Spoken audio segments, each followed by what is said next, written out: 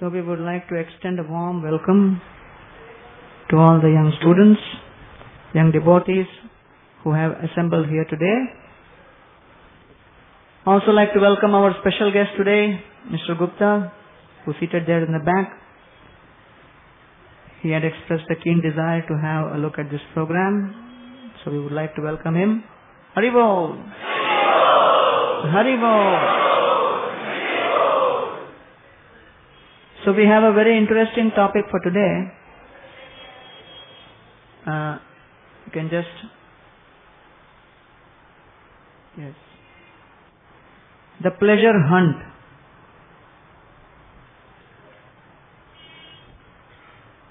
Generally, there is a saying that there was a certain age when people were so much dedicated to God that whatever they would have, they would practically give it to God.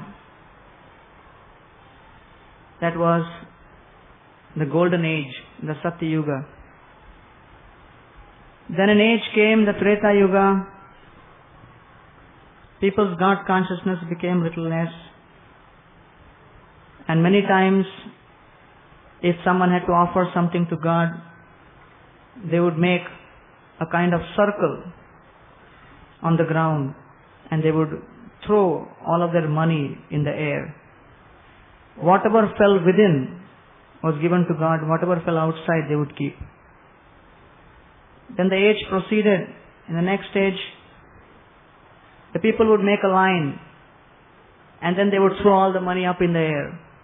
Whatever would fall on the right, they would give to God. Whatever would fall on the left, they would keep it. In Kali Yuga, there is a tendency, you have the money, throw it up in the air.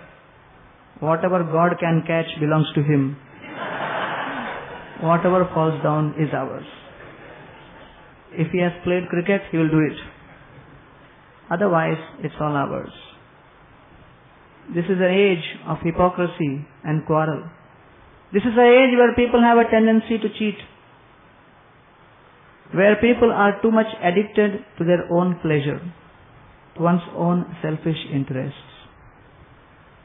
Therefore, this topic is of great importance because practically all of us are in the search of pleasure.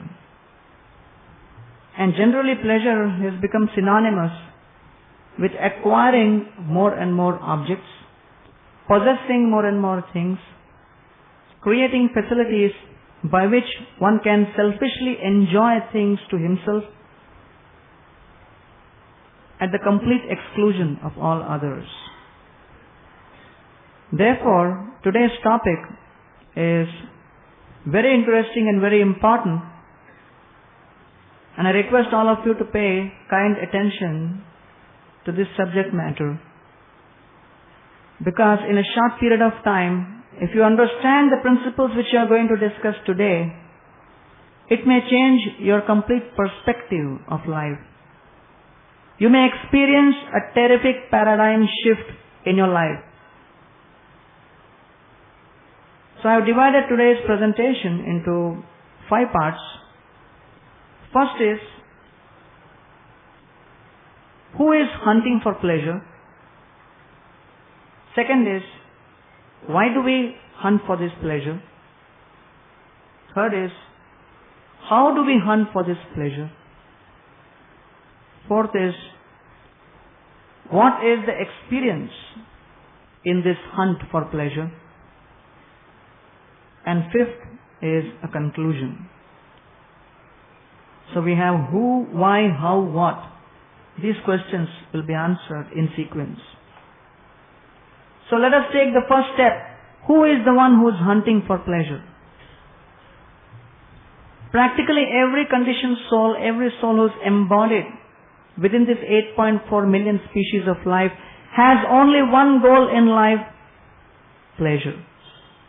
Increasing one's pleasure, decreasing one's miseries. All of us are put in a suffering condition under the influence of material energy, and we want to avoid it. Therefore, who is the one who is looking for pleasure? Everyone. Any sentient being is in this business of looking or hunting for pleasure. If you look into the dictionary, then the meaning for hunt is to seek, to find out. And pleasure means a state of great satisfaction and joy. So all of us want to maximize our satisfaction, and we are seeking this pleasure. And no one is an exclusion. Someone may be consciously doing it, others may be unconsciously doing it under the influence of material energy. But the fact is, who is hunting for this pleasure? Every soul, without an exception. So the second question is, why do we hunt? What is it that makes us seek pleasure like this? What makes us so infatuated with this concept of acquiring pleasure? Vedanta Sutra describes this. Anandamayo abhyasat. Every soul is by nature pleasure seeking. The soul by nature is Sat Chit Ananda. The eternal nature of the soul is, it is all blissful. But now the soul has been covered over by this material body, and because of the covering of this body, the soul is unable to express its real, unlimited, all blissful condition. Hence, what permeates through the covering of this body is a very diffused reflection. Inasmuch as a moon which is covered over by the clouds will only show a diffused reflection of its rays, the moon which is uncovered by the clouds on a clear sky will actually show its complete luminosity. Similarly, the soul is fully effulgent and all blissful, but because of the covering of this body and influence of the subtle body, the soul is unable to experience its real all blissful condition in connection with God, and hence it is identifying itself with this mind, body and senses. And hence, depending on the kind of body which has been received, every species of life, there is this endeavor for seeking pleasure. Therefore, the soul by nature is all blissful, but because it is covered over by matter, the soul is misidentifying itself in a specific way with matter. And according to the group of senses which have been bestowed upon the soul, he is seeking pleasure in that particular way. Therefore, we have in practically all species of life this pleasure-seeking tendency, because the soul by nature is all blissful. So that is answer to why do we hunt for this pleasure. The third point is, how do we hunt? What is the way or means which we employ in order to search for this pleasure, seek this pleasure? On the physical platform, we search for pleasure and seek pleasure in 4 ways, at 4 levels. And these 4 are at an increasing level, one higher than the other. And we have graded it in this way, depending upon the intensity of experience which we feel while going through this pleasurable experience. So at the lowest level we have sense pleasure. Pleasure connected with the senses. The eyes, the ears, the nose, the tongue, the skin, all of these senses in connection with the sense objects experience a certain kind of pleasure. The eyes always want to see something beautiful. The ears always want to hear something wonderful. Why? Because that is the nature of this sense pleasure. The senses are always seeking gratification with a certain object. Why is it that everyone wants to reside in a very nice, posh locality in a clean place?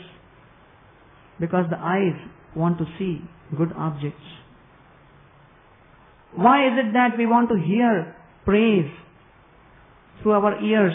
Because the ears They want to be connected with positive sound vibrations. Therefore, the senses are seeking gratification in different ways. And the most intense experience at the sensual level is the sex pleasure, where the skin is employed. Through the skin, we try to enjoy this pleasure. And practically, this pleasure is so intense that practically the whole material world is running based upon this principle of sex pleasure. In fact, this pleasure is so powerful, so stimulating, so intense, that even the greatest, most powerful kings have been servile to their prurient impulses. They have managed to control huge armies. They have managed to defeat big, powerful kingdoms. But they have surrendered to an incontinent lifestyle because of the influence of their lusty desires and inability to control their sense pleasure. This is the basic level, the first level of pleasure. There was a king. His name was Bhartrihari. Very powerful king. He had a beautiful wife. He had become completely infatuated by her beauty. In fact, he had written 100 poems glorifying her beauty. And those poems are known as Shringara Shatak. One time, a sadhu came to that king's palace and gave him one beautiful jewel and told him, please give this jewel to the one whom you like the most, whom you are attached to, infatuated the most. The king took it and gave it to his beautiful wife. Several days passed by. The king was sitting in his courtroom. A very beautiful lady came and she was carrying this beautiful jewel. And she brought this jewel and gave it to this king. The king was surprised and shocked. What is this? I had given it to my wife. How did this girl, this woman, this lady get it? And then he sat in his palace and started thinking and wondering. And then he got the reply. He understood what has happened. Immediately he wrote down a beautiful verse. Ya chintayami satatam mai sa virakta sa chanyamicchati jana sajanonya rakta asmat krite cha paritushyati kachidanya bhiktam cha tam cha madanam cha imam cha mam cha. He came to this conclusion that I have been infatuated and attached to this woman's beauty. I gave her this jewel, thinking that she loves me the most. Ya chintayami satatam, but mai sa virakta. She was not attached to me at all. In fact, all this time she was constantly thinking of some other man. Sacha anyamichhati jana. She was thinking of another man, and as soon as she got this jewel, and I told her that this is to be given to one whom you love the most, immediately she took it and gave it to that man. Sacha anyamichhati jana. And my wife was thinking that that man loves her the most, but actually he loved someone else the most. Sa chanyamichhati jana sa jana anyarakta. So he took that jewel and gave it to some other woman whom he loved the most. And he was thinking that she loves him the most, but she was attached to someone else. And she gave that to someone else. And he thought that she loves me the most, but he was completely dismayed. And finally this jewel went on and came in the hands of this woman who came in my courtroom, who loved me the most. And I was not aware at all. Asmat krite cha paritushyati kachidanya. And in this way, this jewel passed so many hands, each person thinking that they love me the most.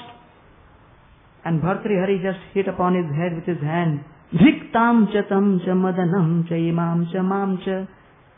Dhikmam.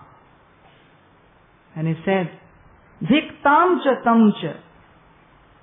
To hell with my wife, who betrayed me, and because of whom I was put in so much of trauma. Tamcha. To hell with that man whom she loved. Dhik tamcha tamcha madanamcha. To hell with lust. To hell with Kamdev, who made a complete fool of both of us. And madanamcha imamcha. To hell with this whole episode, because of which I am put in so much trauma. And mamcha. To hell with me also, because I got so attached. It was a previous era, so even in frustration a person could write beautiful Sanskrit poetry. Now times have changed. So one would hurl invectives in great anger. But because he was a very cultured gentleman, although he was so much depressed, so much angry, what came out was beautiful Sanskrit poetry. Diktamcha tamcha madanamcha imamcha mamcha. And then this became the first verse of a series of verses. Previously he had written 100 verses, Shringara Shatak. Now he wrote 100 further verses and called it Vairagya Shatak. And he became completely detached. And he understood to surrender to these sense pleasures is not the goal of life. Therefore one may be attracted and infatuated by sense pleasures, but ultimately they are frustrating in nature.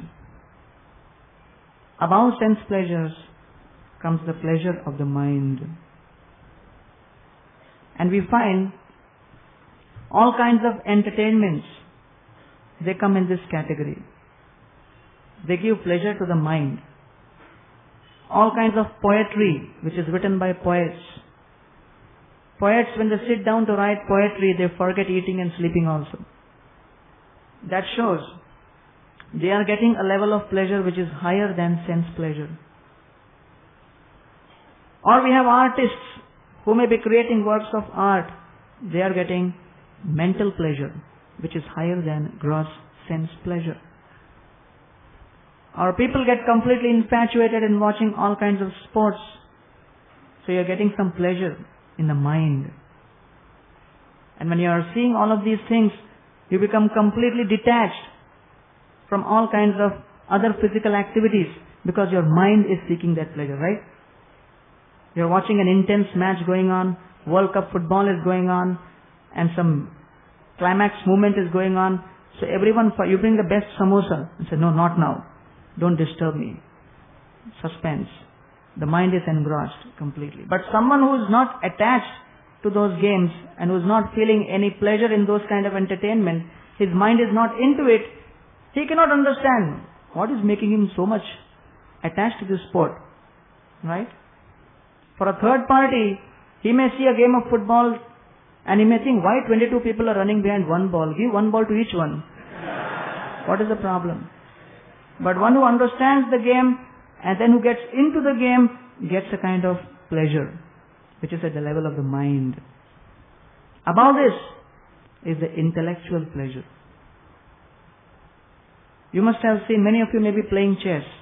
Two people sit down, put a board, and they start playing chess. Only those two people know what's going on. The rest of the world cannot understand. And they are sitting there. They are gazing intently on the board with greater concentration than any yogi also. And for several hours they are sitting in the same posture. You look at them, they are sitting without moving their hands, come after 2 hours in the same pose, as if they have been frozen. What is making them sit like that? Even devotees with their bead bag are unable to sit like that for several hours, initially. But there is some pleasure which one is receiving at the level of the intellect. That is called the intellectual pleasure. Or someone is working on a computer program or a mathematical problem. It absorbs his mind so much, his intelligence so much, that he forgets all the other lower pleasures. There is a famous case. In 1863, a very famous American engineer, his name was John Roebling, he decided to create a bridge across Manhattan River. And he wanted to connect New York to Manhattan. He conceived of the design for this Manhattan Bridge. Anyone who heard about it said this is outlandish idea, it's impossible. No structural engineer will take it seriously, you can't make it. But John Roblin was so fully convinced that yes, I can do it. He knew that he has created that bridge, the design is perfect. So he convinced his son Washington Roblin about it. So both father and son started the construction. Unfortunately, within a few years, there was a major crash on the site. And John Roblin died. And Washington Roblin was left with a crippling head injury, which paralyzed him. All of his faculties became inert. He was bedridden. But because his intelligence had already been inspired with the idea of creating that bridge, even in that paralyzed condition, somehow he conceived of an idea of transmitting his message to the engineers. Because practically all the engineers had given up, saying only father and son know what is going on. We have no idea at all. Nobody has ever thought of this kind of a bridge. Only they know father has gone, son is about to go. So as far as we are concerned, we have nothing to do with this bridge. So many were quitting. And he could not speak, he could not move his hands, he could not move his legs. He was bedridden. But just see the power of the intellect. Washington Roblin conceived of a system of communication with his wife. All he could move was his fingers. And that too gently. So he would call his wife and tap upon her shoulders or her arm in a certain way and develop a code of communication simply by movement of his fingers. And when she became familiar with the code of communication, then slowly he started transmitting all the ideas which he had for completion of the bridge one by one. And the engineers started implementing those ideas as they would be coming from the hospital. And then within 1 decade it took to complete this bridge. But the Manhattan Bridge was completed. You can imagine the power of this intelligence. Practically all of his senses were inert, but his intelligence was working and he was getting a terrific pleasure and satisfaction by using his intelligence in that way. Therefore, intellectual pleasure is higher than mental and even sensual pleasure. And above this is the pleasure of the ego.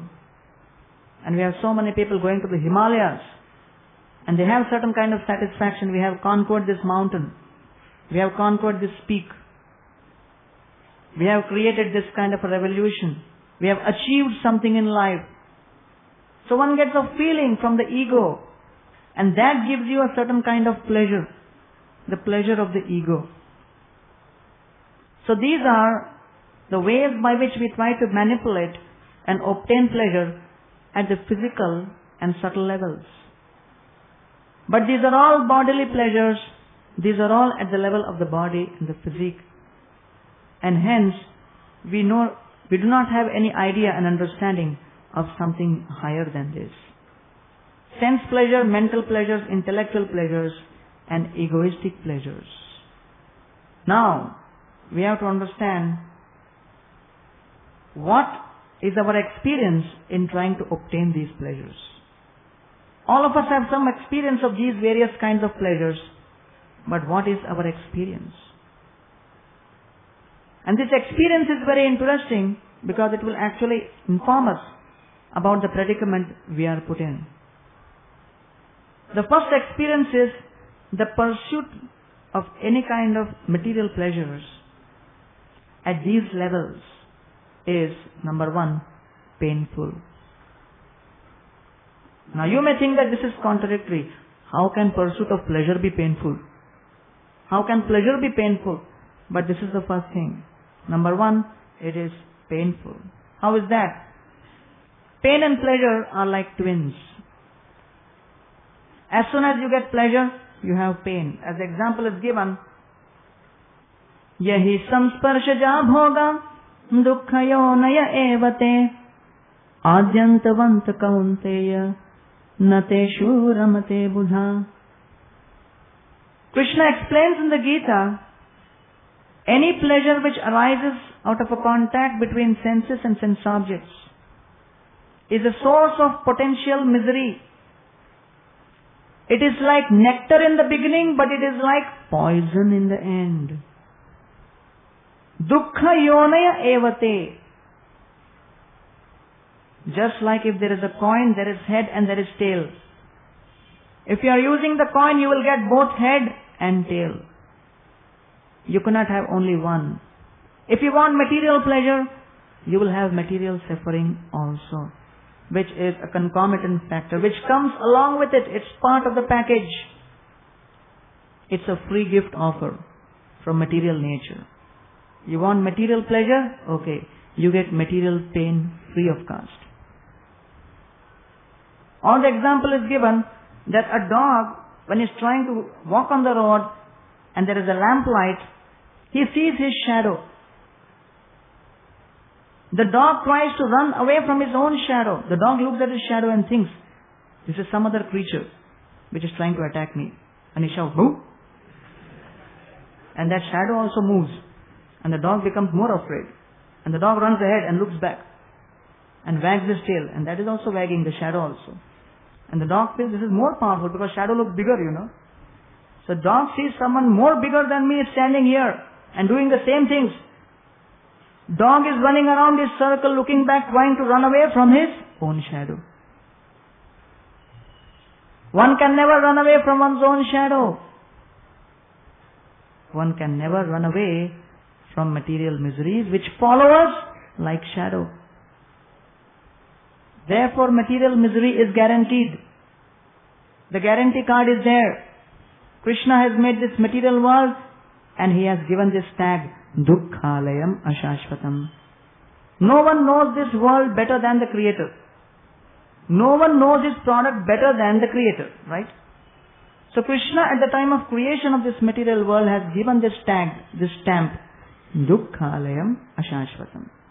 Here, take this product, the material world. What is it like? Dukkhalayam. It is only filled with misery. Whatever you may try to do, you are going to face misery. Try. Your time starts now. And people are trying in all the species of life. Just like if you go to a washing machine shop and there is a washing machine and the advertisers are advertising that, okay, you buy this washing machine, beautiful washing machine, we are giving it a 50% discount. These are some of the facilities you get. You put your clothes, it will get chopped into small pieces. You try to put your hand, sometimes you'll get a big electric shock. If you're lucky, you'll get a small shock. But shock is guaranteed. And you put water inside, and then suddenly it will start erupting into flames. It will start steaming up. You know, these are some of the unpredictable features of this washing machine. And there is much more, which is in surprise. Please buy this product. 50% discount. How many will go for this washing machine? Where the advertiser, the manufacturer himself is claiming at the top of his voice, take it. But it is filled with faults. These are some of the features, and this is how you will become miserable by trying to enjoy this. We are laughing, but we are taking this material world and trying to enjoy it in the same way like this person. Therefore, as soon as there is pleasure, there is also an associated pain. Next point is that as far as pleasure and pain is concerned, how much pleasure? Two things come in mind when we talk of pleasure. First is how much pleasure, and second is how long. Just like a cow who is tied by a rope, the cow cannot go beyond a certain limits because of the limits of the rope. The cow is bound. Similarly, we cannot go beyond the limits of our karma in trying to enjoy material pleasure, which acts like a rope. Our karmic activities act as a rope and they will not allow us to graze beyond a certain limit. The cow may see all the greenery all around, but it has got around its neck a rope. He tries to stretch himself, he will only strangle. Therefore he is roaming around, round and round, round and round, going around the circle. Therefore material pleasure is limiting by nature.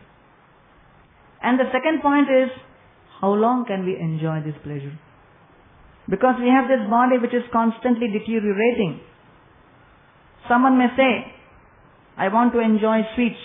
Just like there is an example of this Shetty's restaurant here at Grant Road. One of the biggest hoteliers in Mumbai. He has 5 hotels all over Bombay. And he was explaining that when he first came to Bombay from Udupi, he hardly had any money.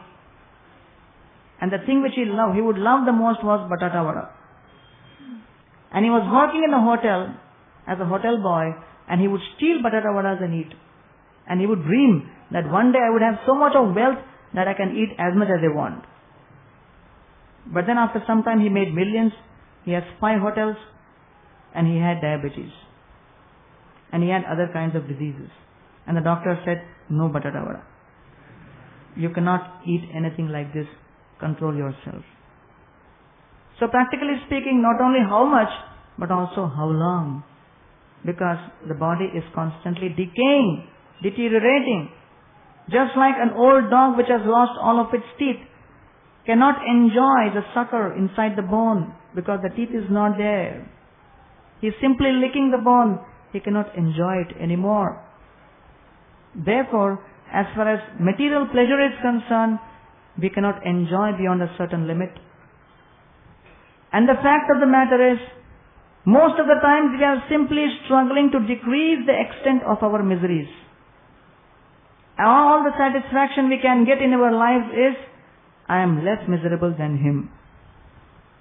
And then life is going on comparing miseries, sharing notes about miseries. In fact, a patient went to a doctor, did a checkup, and the doctor said, there is a good news and a bad news. What do you want to hear first? I said, what's the bad news? The doctor said, you have cancer. Sorry. And you're going to die in 3 years. You have only 3 years more to live. So the patient said, then what is the good news? The doctor said, along with cancer, you also have Alzheimer's disease, because of which you lose one's memory. And because of this, in 3 months, you will forget that you have cancer. Be happy. Right? So that is our condition. Misery is awaiting us. We have experienced misery, but the only satisfaction we have is we have lost memory of those miserable conditions. And we are simply comparing what is the condition by which I will be least miserable. Looking for the point of least misery. Therefore, there is nothing positive about it. So it is number 1, painful. Number 2, material pleasure by nature is addicting. That is the second nature of material pleasure. It is addicting. Addicting means one wants repeated experiences. Therefore, it is described here in the Srimad Bhagavatam by Srila Narad Muni. Yetadhi atur chittanam matra sparshe chayamuhu bhavasindu plavo drishto haricharyanuvarnanam. It says, each soul desires contact of the senses with the sense objects. Matra sparsha ichhaya muhu. Again and again, we want to experience those pleasures. You are addicted to a certain pleasure. You want that experience again and again and again. That is the nature. Although you know that it is creating so much of misery, but still you cannot overcome it because it is addicting by nature. Matra sparsha ichhaya muhu. And because it is addicting by nature, one becomes selfish. One gives up the concern for others. At the cost of others, at the cost of giving pain to others, one wants to enjoy. And in this way, one leads his life ridden with all kinds of guilty feelings, internal conflicts. And one does not know the procedure of coming out of it, because he has become a complete slave of this feeling of addiction. Therefore, this is a very important point. One just becomes addicted and is unable to come out of it. Depending on the kind of lifestyle you lead, you start thinking only in those terms. Nothing else comes to your mind. And although you know that this is not correct, still you can't do anything, you are helpless. Therefore, material pleasure is addicting by nature. It makes you a slave, and a slave is always miserable. As there was this one person who was addicted to gambling. He was addicted to investing in the share bazaar. He just could not do without it. He was a compulsive gambler. He would speculate like anything. Buying, selling, buying, selling, buying, selling. That was the only thing going on in his life. Mind completely infatuated by it. So he had gone to visit his friend. And his friend was telling him that, I am sick today. And my temperature has gone up by 4 degrees. What should I do? And the share broker said, sell it. That was the only thing going on in his mind. Anything goes up, sell it. Anything goes down, buy it. Infatuated because of habit. Nothing else enters the mind. Jagat janamayam lubdham kamukam kaminimayam. Addiction just makes you see things according to those desires only. This is the second nature of material pleasure. It is addicting by nature. Thirdly, and one should also understand along with this that there are ways and means by which we can come out of these addictions. But we are not inclined to take to this process. Just like some people, they are used to a certain lifestyle. They don't want to change it because they have got addicted to that lifestyle. Other day I was in Goa and I was telling people about the importance of chanting in the mornings. And one boy got up and started asking me, sir, you're talking about chanting, but why is it that you have to chant only in the morning at 5 o'clock? Why do you get up at 4:30 and start chanting early in the morning at 5 o'clock? Is that a time to do any activity? Take some good rest, relax yourself, and then later in the day you can do when you do not have to take so much of tension in life. Getting up at 4:30 and all. Why do you have to chant early in the morning? Why all these spiritual activities go on so early in the morning? So I said, okay, you seem to be a man from this place. Do you go for parties? I said, yes. Why do your parties start at 9 p.m.? Why don't you have your party starting at 5 a.m.? And he had no answer. I said, come on, how is it possible early in the morning? Just imagine that New Year party we begin on first morning, 5 a.m. Stop these late night parties. Start early morning parties. Why not? I said, come on, what you are saying? Maja nahi aayega. It won't be fun. Late night, it is fun. I said, yes, because these activities by nature are tamasic. Therefore, that time is appropriate. These activities are practically beyond the influence of the modes. Therefore, early in the morning, it's much better. Therefore, one may be addicted to a certain lifestyle, but still it is possible to change. Material pleasure is addicting by nature.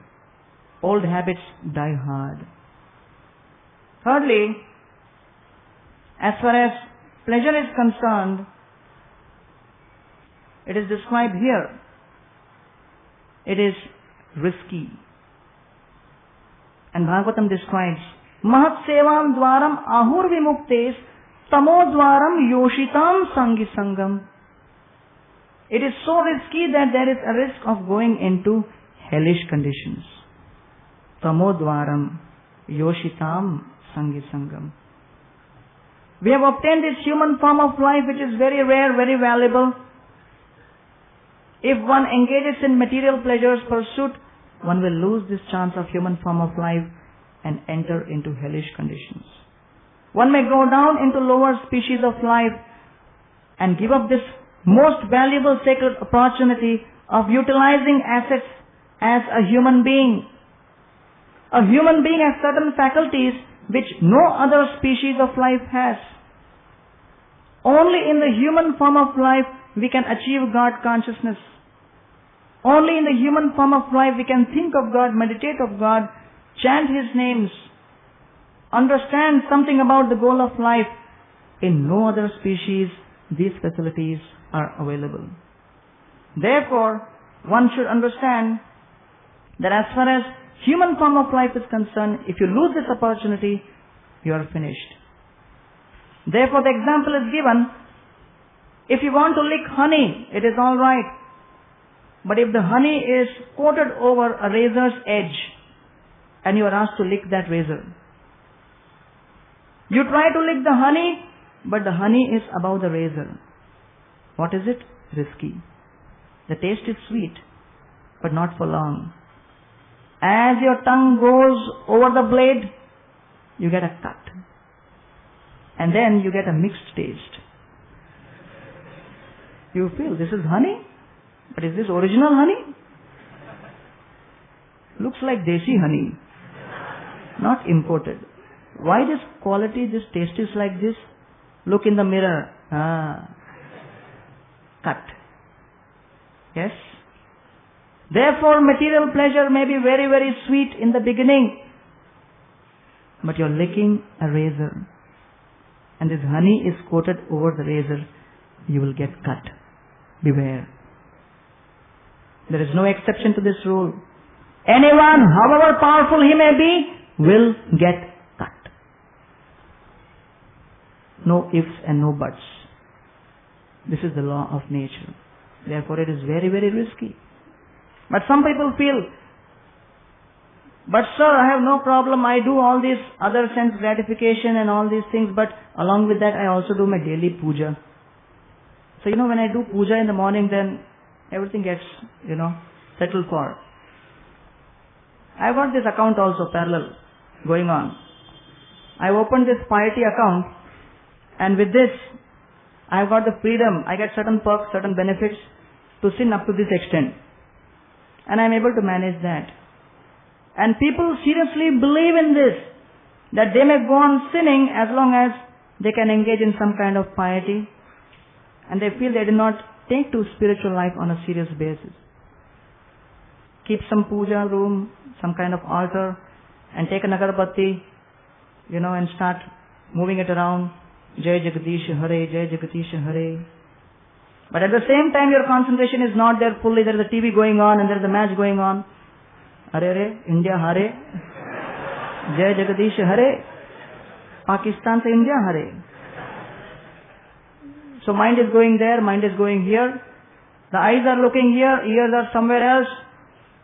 Your hands are moving in this direction. You are all over the place. So some kind of mundane religiosity, and one feels, I'm prepared. I'm well armed to engage in all kinds of sin for the day. I'm coming. No one can stop me.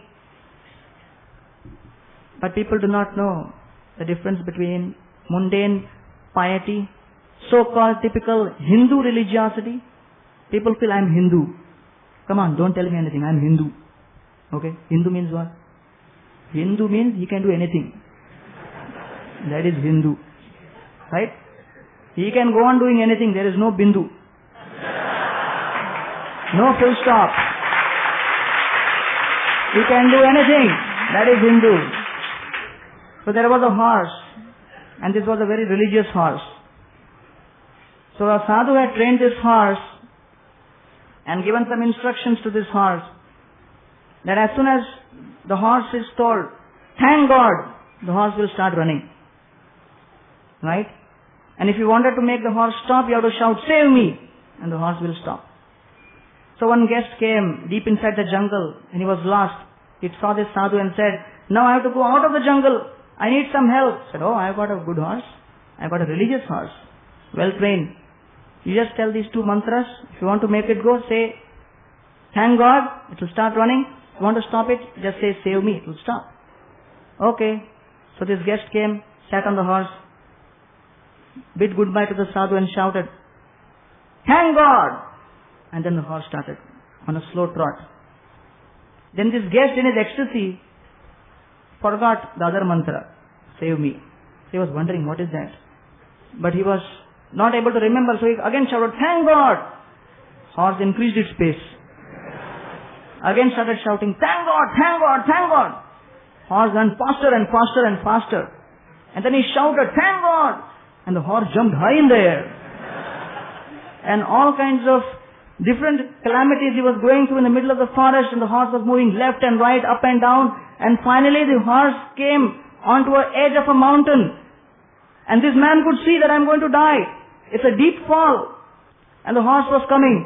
And he's shouting, thank God, thank God, thank God. Horse is continuing.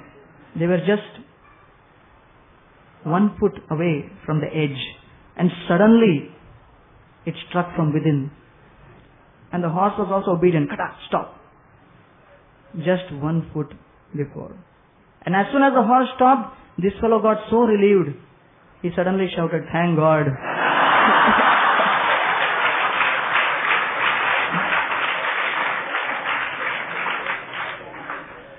I don't have to tell you what happened.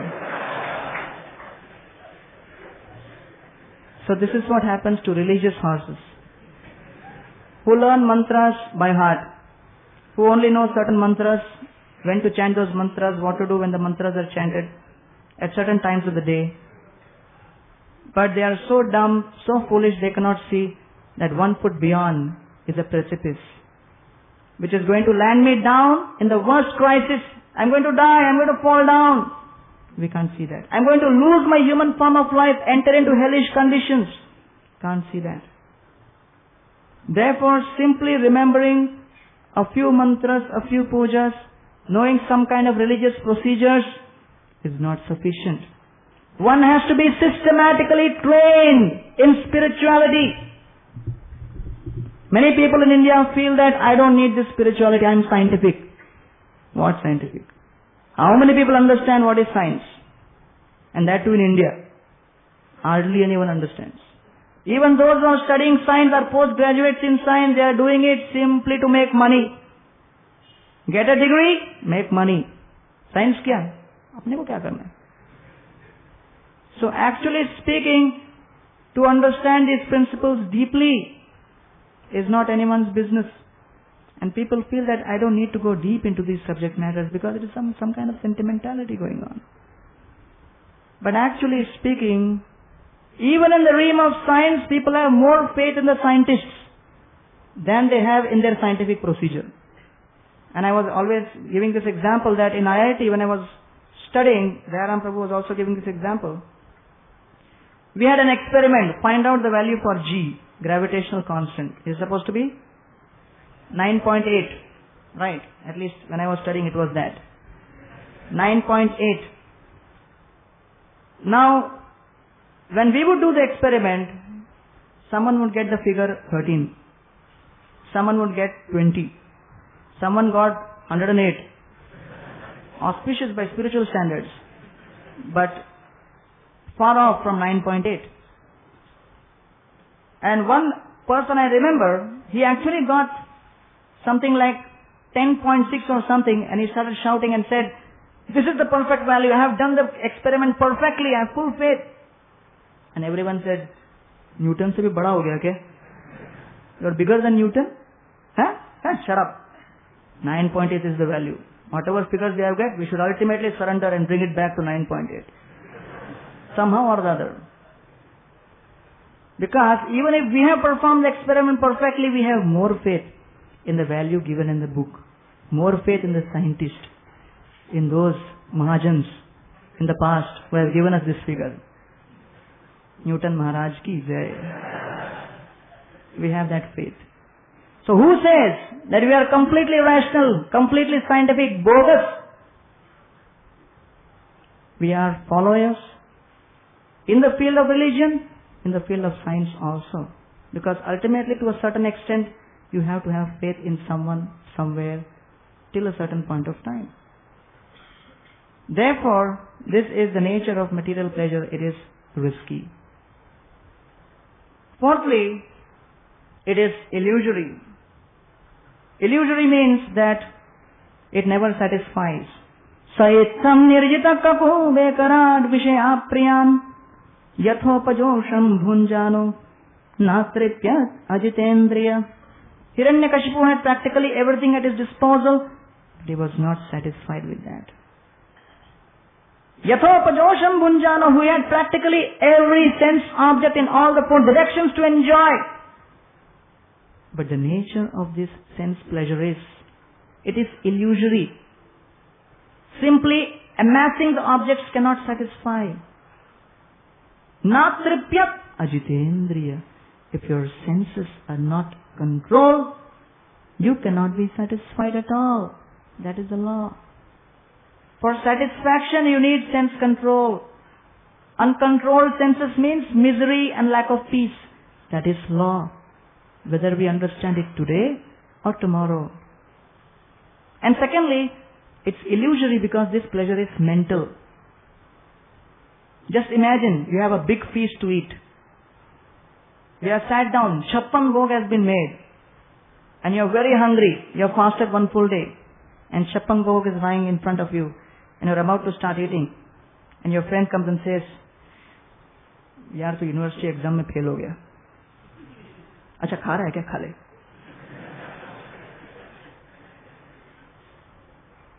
How much can you eat? How much can you eat?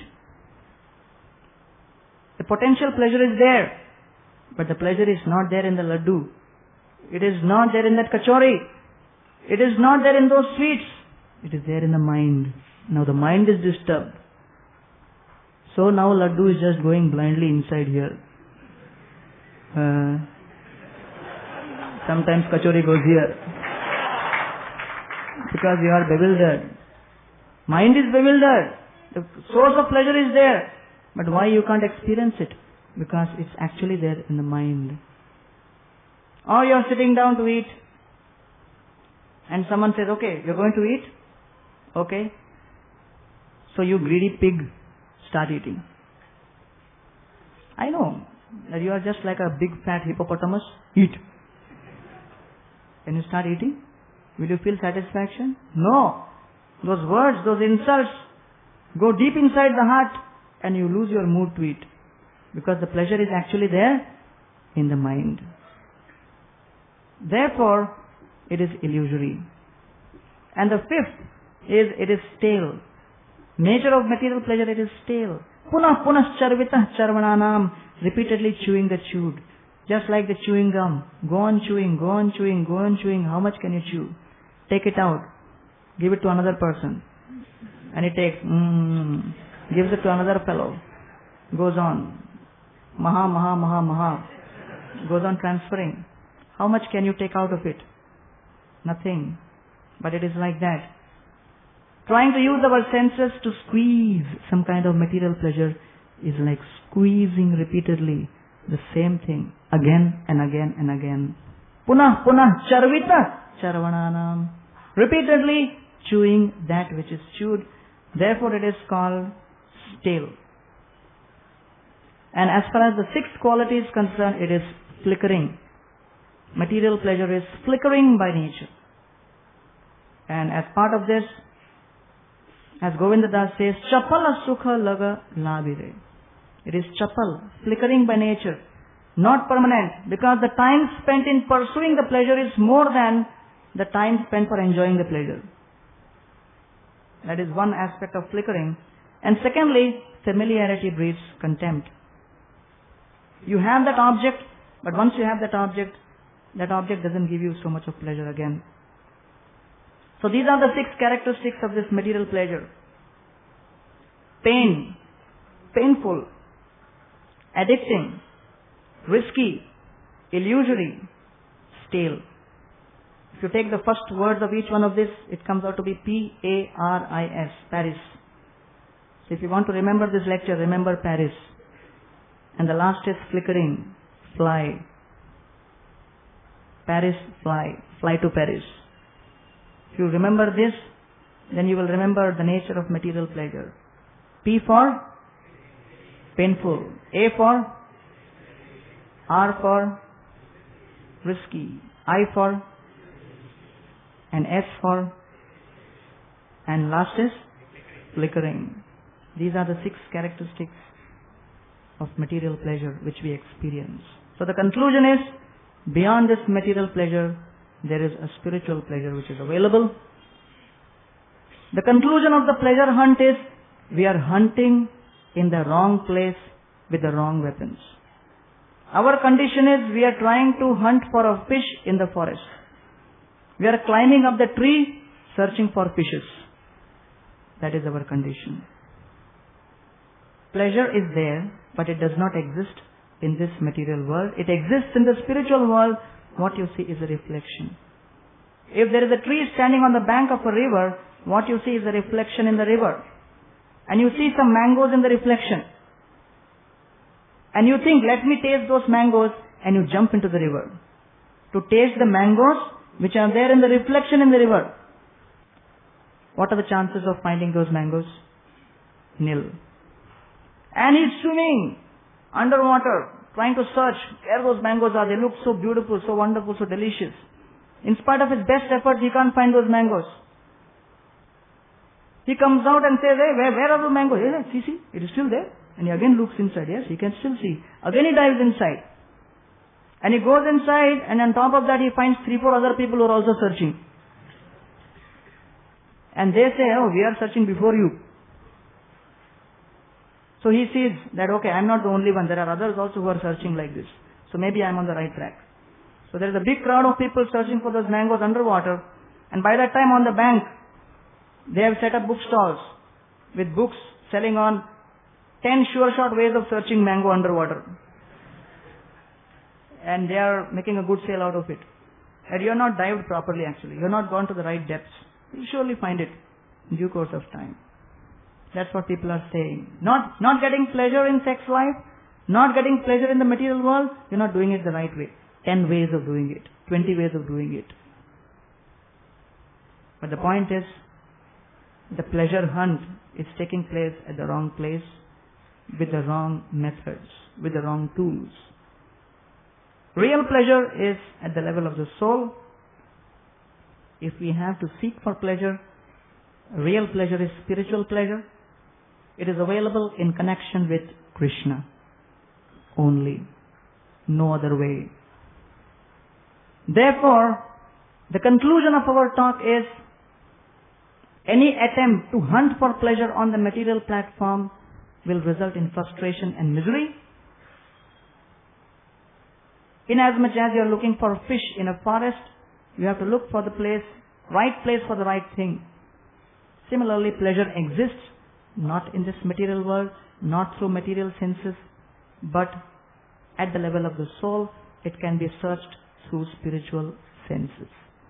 And the process for doing it is, find a bona fide spiritual master, find devotees, find association, get connected, and start chanting of the holy name in proper association. Hare Krishna, Krishna Krishna, Hare Hare, Hare Ram, Ram Ram, Hare.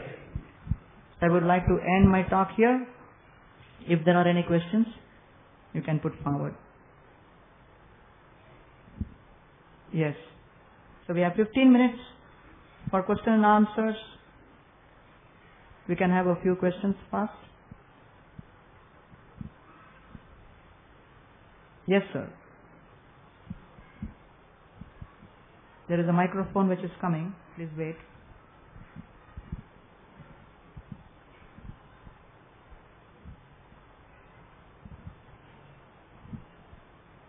Hare Krishna. Yes. My name is Amit Prabhu, and my question is, you just said just now that we can get spiritual pleasure by worshipping Lord Krishna. I want to ask you that, can we get spiritual pleasure by worshipping any other Lord besides Krishna? Say for example Lord Ganesha or Lord Shiva and so on. Answer is no. And I will substantiate my answer. The soul has a connection with Krishna. Krishna says in Gita, Mamai Vamsho Jivaloke Jiva Bhuta Sanatana. So the soul is part and parcel of Krishna. So there is Paramatma in the heart, that is expansion of Krishna. So soul has a connection with Krishna all these other souls like Ganesh, Indra, Chandra, Varuna, they are all also souls like us.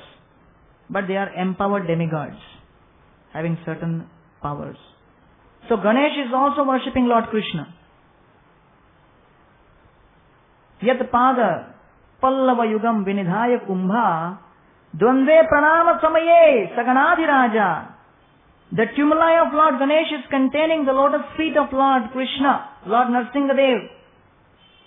So if Lord Ganesh is worshipping Krishna, and he is getting all of his powers by worshipping Krishna, what is our problem in worshipping Krishna? Right? So basically all of these different gods, different demigods, they are all servants of Krishna. They will take great pleasure if you worship Krishna. So there is no connection of the soul with other souls. The soul has a connection with super soul, Krishna. So all these other demigods are souls. They are like posts, powerful posts. Therefore, we do not recommend demigods worship. We highly recommend worshipping Krishna so that you will make a long process short. That is the whole idea. So many times people say, why you have all this deity business and, why you have to come to the temple and worship deity. This is idol worship. I don't believe in idol worship and this and that. God is everywhere. If God is everywhere, why do I need to come to temple? God is everywhere, but we can't see God everywhere. So we need to come to a temple of Krishna and worship Krishna where deity is worshipped in a bona fide way. As the example is given that just like you have a television, the channels. And all of these channels, vibrations are going on everywhere, all around. Why do you need a TV? Even sitting in this room, now all the Zee TV, Star TV, all those vibrations are going on, right? It's everywhere. It's all pervading. Why do you need a TV set? Hey, come on. For seeing TV, you need TV only. How can I see just like that? No problem. You just see in some corner. If you can find Zee TV, some program you want to see. No.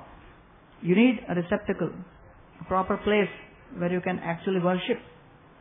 Therefore, you need a deity form. It's very important. I was giving the example yesterday at IIT. You said this is paper, this is stone, that is stone. Right. God is made in stone. Newspaper is paper. Your 500 rupee note in the pocket, that is also paper. Newspaper you take out the other paper in the pocket, 500 rupee note. Will you do that? No, this is special. Let it be here only. Right? Every month you give out your newspaper to the Raddiwala. You call the Raddiwala, okay, buy the kilo. How much you will give? Wait. 30 days newspaper. Take him to your tijori. Say, I have some more paper inside. I always wanted to give you. Today I'll give you, please. Will you do that? That is also paper. This is also paper. No, that is special paper. That is inside lock. Right? Or you're going on a train. Generally, before sitting on the seat is little dirty. Take out your 500 rupee note. Clean it. No. Look for other paper. Right? You've gone to eat some batata vada or something. He doesn't have a paper. Okay, you take out your batata vada. इसमें दे देना. 500 के note. और 10 के note में चटनी दे देना. Paper, everything is paper. Stone, everything is stone. This is marble, that is marble, this is stone, that is stone. There is a difference. That paper is authorized. Why is it special? Because Gandhiji's photo is there? No. Most important thing is it is authorized by the government. Similarly, this deity form of Krishna is authorized. And therefore we are recommended to worship it in the temple. Other forms of worship, we do not know how bona fide they are. The form has to be bona fide, the method has to be bona fide. In both these cases, if it is not bona fide, then it's not to be considered. Yes, any other questions? Yes. Please pass on the mic. Hare Krishna Prabhuji. My question is, everybody in this universe takes birth and dies. How could we escape this cycle? How to escape this cycle? Great question. To escape the cycle, you start preparing. Just a sec, one more question. How can do you believe in the life after death? And do you really believe that again a man who is dying, today he is dying, and again after some time he'll take birth again, and again in some other form he'll be taking a birth? Yes, we believe. And you will also believe now. Yes. We of course already believe, but if you hear what we have to say, you will also believe. Now as far as your first question is concerned, I can only give you in short the principle. If you want to get out of this cycle of birth and death, you have to take to a process, right? To do anything, you need a process. And the process is the process of Bhakti Yoga. It begins with chanting. So you know this Hare Krishna Maha Mantra? You chant this Hare Krishna Maha Mantra on beads every day. You need guidance.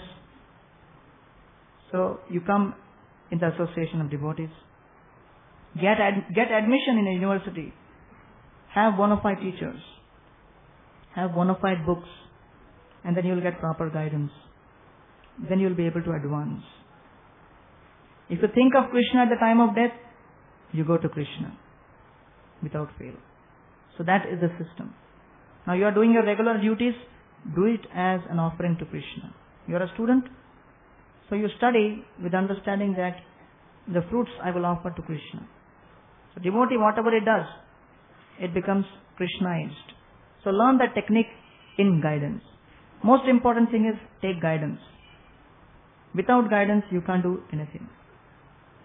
So apparently devotee, non-devotee may be seen doing the same kinds of things externally. Right? But they are not doing the same thing. You may be studying, as devotee student is studying, non-devotee student is studying. Devotee is working, non-devotee is working. They are not the same. Just like a prisoner in the jail, he is brought to the court in a big government vehicle, in a blue vehicle, with so many police escorts carrying guns. Judge also comes to the court in government vehicle with a police escort. If the prisoner starts thinking, he is also coming in government vehicle, I am also coming in government vehicle, he is having police escort, I am also having police escort, I am having more police escort, I am having 12 policemen. So both judge and me same. No. Both are different. Because one is breaking the law, other is following the law. Therefore you become a follower of the laws of Krishna. And as far as reincarnation, you already have gone through reincarnation in this life. Reincarnate means changing bodies. So you have changed bodies till now. You were a small boy. You were born small, right? I hope so. Yes. So you were born small, now you are big. Going to grow old. Incarnate means accepting body. So your bodies have changed, but something has not changed. The soul. Is it not? So if you are going through reincarnation in this life, why not go through reincarnation after this life? That's the whole idea. At the time of death, you take another body. Understand? That is called the science of reincarnation. So the whole idea is we have to stop this process of taking bodies and go to the spiritual world. Yes, next question. We just have few minutes. Many questions, many hands are being raised, but we have very less time. Just a minute. Yes. Sir, just you all told me, even other gods are following Krishna only. Means Ganesha and Shiva. Okay. But as per Hindu mythology, Krishna comes after them, na? Why we are chanting Krishna then? Now, first of all, according to Hindu mythology, it may be like that. But we are not following mythology. We are following facts. Krishna is the origin of all. Anadir Adir Govinda Sarva Karana Karanam. He is the origin of everyone. Krishna is the cause of all causes. All these other demigods, they are originating from Krishna. So do not go by that sequence. He is coming into display in Kali Yuga 5000 years back in front of us now. But he has existed long time before. Understand? So if somebody comes into someone's life at a certain stage, you go to college and the teacher enters the class, doesn't mean teacher has come now. He's just dropped and is born there now. No, he's existing. He has entered into the scene at a certain stage. It's like that. Yes. What's the next question? Is it right Krishna will be more happy if we worship his devotees? Yes. You worship his devotees and you also try to become devotee. So, first you start chanting Hare Krishna and also you worship other devotees. Worshipping other devotees means that you follow their instruction. So that is the most important thing. All the demigods are his devotees. Then why are we not worshipping them? That's a good question. Demigods are their servants. If you worship them in that mood, that they are devotees, I am worshipping devotees, then it's alright. But most people don't worship them as devotees. Most people worship them as gods in all. And when you worship devotees, it means that you want to serve them, but most people want something from them. That's not worship, that's business. So we don't recommend business, but we recommend service. Yes. We have to stop question and answers here. Yes, last question. Hare Krishna Prabhuji. Yes. Even though we know that the materialistic pleasure has a hazardous characteristic, then also we required it. Why? Then also? We required it. We require it. Why? We feel that we require it. Although we hear that it's hazardous. Still, it appears to us that we can't do without it. That's what I mentioned, that it's addicting in nature. And because we have no association so far. Understand? So you must come in proper association of devotees. Unless you get knowledge, how will you advance? Till now the whole world is telling us, you need it, you need it, you need it. You need to smoke, you need to drink, you need to have sex. You need to have all these pleasures, otherwise life is a failure. So if you are hearing constantly this bombardment, then what else is expected? So now you see a group of 350, 400 students, young boys, they have all assembled here, gathered here, trying to absorb spiritual knowledge. This is a powerful association. Every Sunday we have program, 12:30 in the afternoon in the temple. Attend these lectures. Dance in the kirtan. Chant Hare Krishna every day. Do not feel ashamed. In India, the biggest problem is young people many times feel ashamed to do anything spiritual. They will smoke a cigarette with practically no shame. Throughout various circles, in various directions. Practice also in front of mirror. But when it comes to chanting, doing anything spiritual, bowing down in front of God, they feel ashamed. There is some faith, but nobody has proper guidance. I have seen so many people, they are walking on the road, they come in front of some temple or something, and they just, little bit, they look here and there, and they'll just do like this, and give flying kiss.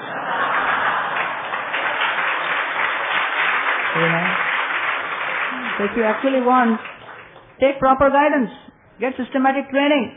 Why are you so ashamed of doing anything spiritual? You're not doing anything bad. You're not doing something antisocial. You're getting trained to be perfect, wonderful, realized devotees who can do wonderful service in society.